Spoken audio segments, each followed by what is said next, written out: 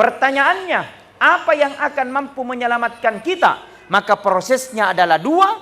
Apakah kita mati dalam keadaan husnul khatimah, atau mati dalam keadaan su'ul khatimah. Makanya di setiap habis solat, di Mundri Purata Mas Sempajang, habis solat, Assalamualaikum warahmatullah, Assalamualaikum warahmatullah. Berdoa sama Allah, minta sama Allah, ya Allah, mudah-mudahan Engkau matikan saya ya Allah. Mati dalam keadaan husnul khatimah. Jangan Engkau matikan saya ya Allah. Mati dalam keadaan su'ul khatimah.